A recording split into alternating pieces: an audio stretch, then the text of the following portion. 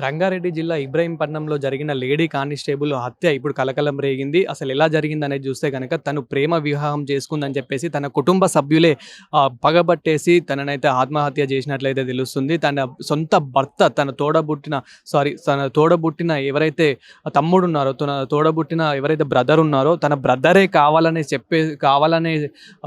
చేసి ఇది చంపేసినట్లయితే తెలుస్తుంది. అదేవిధంగా ఇప్పుడు ప్రస్తుతం అయితే ఆ బాడీని ఇక్కడ ఏదైతే ఉస్మానియా ఉందో ఉస్మానియా హాస్పిటల్కి అయితే తరలించారు. ఇక్కడ ఉస్మానియా ఇప్పుడు ఏదైతే మనం అంబులెన్స్ చూస్తున్నామో ఆ అంబులెన్స్ లోనే తన బాడీ అయితే ఉంది. సో ఇప్పుడు ఆ బాడీని అయితే తన కుటుంబ సభ్యులు వచ్చి ఆ ఫామ్స్ అయితే ఏవైతే ఉంటాయో కొన్ని అయితే ఉంటాయి. సో ఆ ఫామ్స్ని ఫిల్అప్ చేసిన తర్వాత ఆ ఫామ్స్ అన్నింటి దాంట్లో సైన్ పెట్టిన తర్వాత అయితే దానిని మోర్చరీకి అయితే తీసుకెళ్ళి పోస్ట్ మార్టం అయితే చేస్తారు. పోస్ట్ మార్టం చేసిన తర్వాత అసలు తను ఎలా చంపాడు అండ్ మనకి అక్కడ దృశ్యాలు చూసినట్లయితే కనుక కత్తితో పొడిచి చంపినట్లయితే చూస్తున్నాము. ఒక్కసారి కాదు, 2 సార్లు కాదు, నియర్లీ 10 సార్లు అయితే పొడిచి, ఎంత పగుంటే అలా పొడుస్తాడని చెప్పేసి అంత పొడిచి అయితే చంపినట్లయితే అక్కడ చూసిన వాళ్ళు కూడా చెప్తున్నట్లయితే మనకు తెలుస్తుంది. అదేవిధంగా మనం ఇక్కడ చూసినట్లయితే కూడా ఇక్కడికైతే వాళ్ళ కుటుంబ సభ్యులు అయితే ఇంకెవరూ రాలేదు.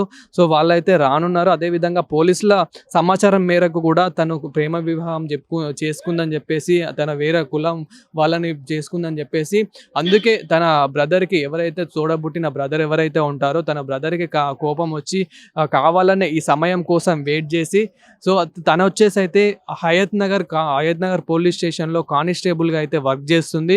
సో అక్కడ పోలీస్ స్టేషన్కి వెళ్తున్న సమయంలోనే అనుకుంటాను, సో పోలీస్ స్టేషన్కి వెళ్తున్న సమయంలోనే కావచ్చు, అక్కడ రోడ్డు మీద స్కూటీ పైన వెళ్తున్న నాగమణిని తన బ్రదర్ ఎవరైతే ఉంటారో కార్తో వచ్చి ఢీ కొట్టి, సో అక్కడ నుంచి దిగి వెంటనే పడిపోయిన నాగమణిని పట్టుకొని ఇక్కడ గొంతులో పొడిచినట్లయితే మనకి తెలుస్తుంది. అదేవిధంగా అక్కడ ఉన్న ఎవరైతే వ్యక్తులు ఉంటారో, చూసిన విట్నెసెస్ ఎవరైతే ఉంటారో, సో వాళ్ళు కూడా చాలా చనిపోయినప్పటికీ కూడా ఇంకా నరికి కావాలనే చంపేశాడని చెప్పేసి, పెద్ద కత్తితో నరికేశాడని చెప్పేసి కూడా చెప్తా ఉన్నారు. అదేవిధంగా ఇక్కడికి పోలీసులు కూడా చాలా మంది అయితే ఇక్కడికి మనం పోలీస్ సిబ్బంది కూడా చూడొచ్చు ఎంతమంది అయితే వచ్చారు. ఎందుకంటే చనిపోయిన వ్యక్తి నార్మల్ వ్యక్తి అయితే కాదు, ఒక లేడీ కానిస్టేబుల్, అందుకే ఇంత మంది కూడా వచ్చారని కూడా చెప్పొచ్చు. అదేవిధంగా ఇప్పుడైతే తనని అయితే అదుపులోకి అయితే తీసుకొని ఉన్నారు. అంటే ఎంక్వైరీ అయితే చేయనున్నారు. అసలు ఏం జరిగింది, ఇంతకు ముందు కూడా వీళ్ళిద్దరి మధ్య ఏమైనా గొడవలు ఉండేనా, అదేవిధంగా ఆస్తిపరంగా కూడా ఇంకేమైనా ఇష్యూస్ వచ్చాయా, అదేవిధంగా అంటే ఎప్పుడైతే తను మ్యారేజ్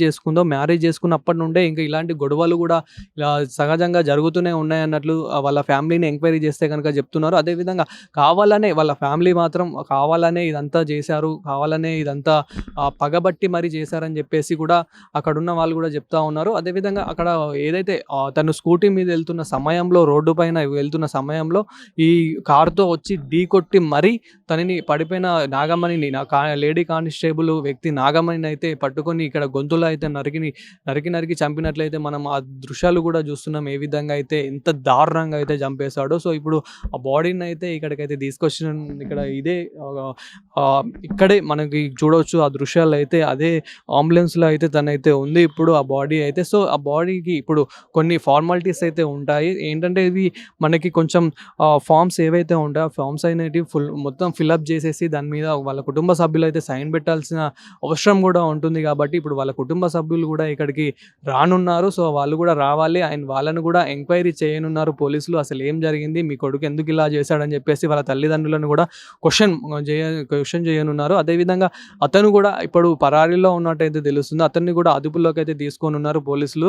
సో అతన్ని అదుపులోకి తీసుకొని అసలు ఏం జరిగింది, ఎందుకు చంపాడు అని, అదేవిధంగా ఎందుకు ఇంత కక్షతో చంపాడని చెప్పేసి కూడా ఎంక్వైరీ అయితే చేయనున్నారు. సో దీని ద్వారా అసలు ఇంకా అంటే అసలు ఇలా ఇంతకుముందు కూడా ఇలా ఎప్పుడైనా అంటే మర్డర్ అటెంప్ట్ చేశాడా ఏంటి అనేది కూడా ఎంక్వైరీ చేయనున్నారు. కానీ తనను మాత్రం చాలా దారుణంగా చంపేశాడని అయితే చెప్పొచ్చు. ఎందుకంటే గొంతులో చాలా దారుణంగా, ఎంత కోపం ఉంటే, ఎంత కక్ష ఉంటే ఇలా చంపేస్తాడని కూడా మనం చూడొచ్చు. చాలా ఒక్క పోటు కాదు, 2 పోటులు కాదు, గొంతులోనే 10 పోట్లు పొడిచిన దృశ్యాలు మనం అయితే చూడొచ్చు. ఇప్పుడు పోస్ట్ మార్టంలో కూడా అసలు ఎన్ని పోట్లు పొడిచాడు, అదేవిధంగా ఇంకెక్కడెక్కడ పొడిచాడు, ఎలా చంపాడు అనేది కూడా పోస్ట్ మార్టం రిపోర్ట్లో అయితే సో పూర్తి వివరాలు అయితే తెలియనున్నాయి. అదేవిధంగా ఇంకా ఆస్తి కోసం ఏమైనా పోటీ చేస్తుందా, ఇంకేమైనా మళ్ళీ తన వల్ల నాకు ఏదైనా ప్రాబ్లం వస్తుందా అని చెప్పేసి, తన వల్ల ఇంకేమైనా బెదిరింపులు ఉన్నాయని చెప్పేసి కూడా మరి చంపాడా, లేకపోతే ఇదే ఓన్లీ ప్రేమ వివాహం చేసుకుందని చెప్పేసి చంపేశాడా అని చెప్పేసి కూడా సో ఎంక్వైరీ అయితే చేయనున్నారు పోలీసులు అయితే. సో పోలీసులు ఎంక్వైరీ చేశాక అదేవిధంగా పోస్ట్ మార్టం రిపోర్ట్స్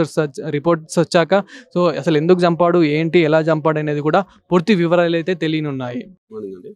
ఈరోజు రాయపూర్ లిమిట్స్ లో ఒకటి ఉమెన్ ఉమెన్ని హత్య చేయడం జరిగింది. ఈ అమ్మాయి వచ్చేసి 2020 batch constable Hayathnagar police station లో విధులు నిర్వహిస్తుంది. రీసెంట్ గా వాళ్ళది రాయపూర్ విలేజ్ సంబంధించిన అతన్ని శ్రీకాంత్ అనే అతన్ని లవ్ మ్యారేజ్ చేసుకోవడం జరిగింది.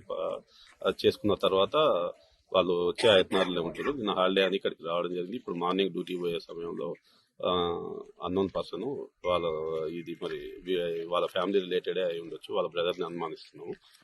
ఫర్దర్గా వాళ్ళ బ్రదర్ని పట్టుకున్నాక దాని ఇన్వెస్టిగేషన్ మళ్ళీ కంప్లీట్ చేస్తామండి. హయత్నగర్ పోలీస్ స్టేషన్లో పనిచేస్తుంది. కత్తితోటి మెడ మీద నరికి చంపేసారు. ఫర్దర్గా పోస్ట్ మార్టం అవన్నీ అయిపోయినాక ఫర్దర్గా డీటెయిల్స్ అప్డేట్ చేస్తాం.